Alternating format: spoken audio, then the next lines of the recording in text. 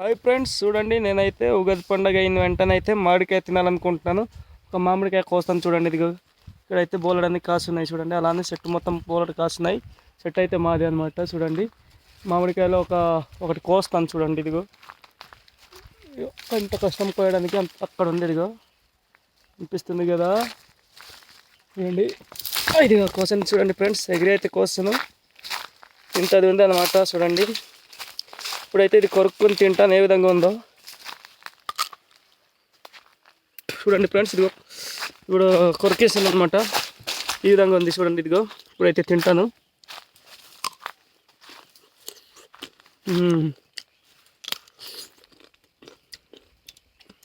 చాలా బాగుంది ఫ్రెండ్స్. మీ ప్రాంతాల్లో కూడా ఉగాది పండుగ చేసిన వెంటనే ఈ విధంగా మామిడికాయలు తిన్నారు లేదో కామెంట్ సెక్షన్లో కామెంట్ చేసి నాకు తెలియజేయండి ఫ్రెండ్స్. నా వీడియో నచ్చితే లైక్ షేర్ సబ్స్క్రైబ్ చేసి సపోర్ట్ చేయండి. Bye bye.